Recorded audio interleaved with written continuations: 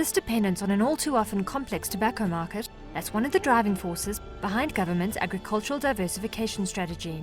Cotton, tea and sugar have been highlighted as key areas of development. Africa's biggest sugar producer, Ilovo, has been in Malawi for some 12 years and generates 45% of the group's operating profit from here.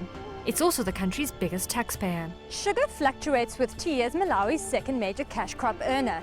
And with a new duty-free, quota-free agreement with the EU coming to fruition this year, this industry is expected to grow even more. We export 1/3 of our production. 2/3 we sell locally in the domestic market.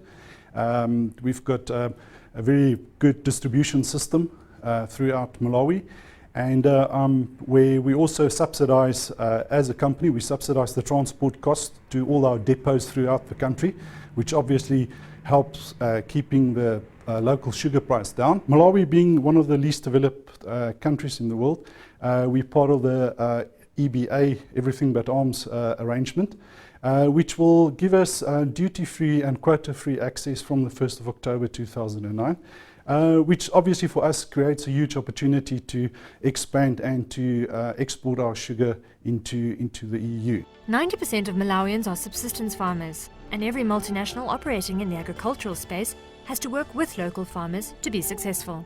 We're looking at quite a lot of expansion on the grower side. Between the two estates, around 600 growers, and they supply us with about 10% of the total sugar cane. One of the biggest challenges companies like Ilovo face in Malawi is access to sufficient forex.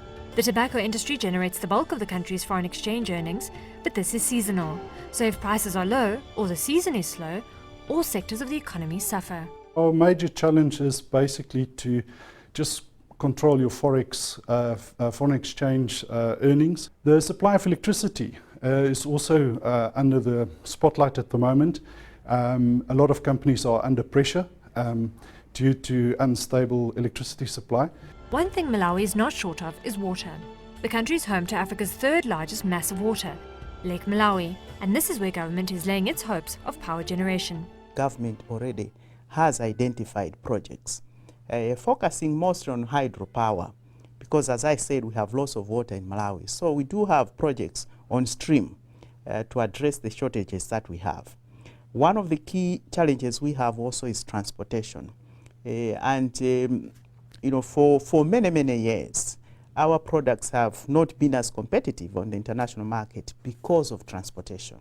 So we hope, and we are counting on the fact that once the rail routes through Beira, through Nakala, and especially the Shire-Zambezi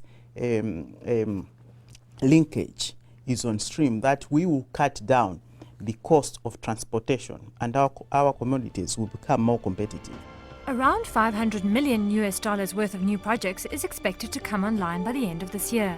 And much of this investment is in agriculture and agro-processing. And it's here where Malawi's newly formed relationship with China is expected to play a major part. After 42 years, the country cut diplomatic ties with Taiwan in favor of the Asian giant. The Chinese have invested in cotton industry. We are hoping that they'll invest even more, because we would like cotton to be the second best crop after tobacco. So we're working on that. We have an integrated cotton strategy, and we would like sooner rather than later to export yarn, not to export raw materials. We are also discussing various other areas like cement making, because we do not manufacture enough cement in Malawi, and yet we have a lot of deposits. So we have a project that we're hoping the Chinese will invest very shortly in cement. Malawi's nascent mining industry is one area where it might be able to alleviate pressure on its forex reserves. The uranium mine in Karongo in the north is the country's first foray in this sector. The Kayelekera mine is majority owned by the Australian-based Paladin Energy, while government has a 15% stake. The mine is expected to run at full capacity by the end of this year, producing 3.3 million pounds of uranium. The IMF says exports from this mine could contribute to around 10% of the country's GDP. This will definitely give the country a lot of income, and there will be a lot of money coming in. And apart from that, we have got another new uranium company called Global Metals. This is another Australian company which is prospecting uranium in Kasungu area and Livingstone area in the north. After years of underdevelopment and autocratic rule, Malawi's new democracy means it's finally starting to exploit its mineral resources, which is why it's conducting its first geological survey. We are ready to find anything. Of course, I would love to have diamonds. Gold, I think we know we have.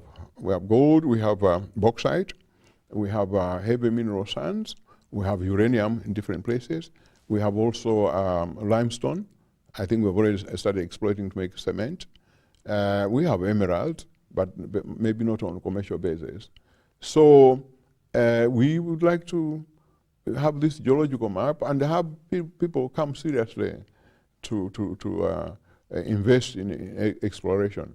And who knows, maybe there's some oil down there. And if we find it, well and good. After the break, why African banks are seeing potential in Malawi, what's driving growth in the telecom sector, and why one person's greatest fear might just be another's success story.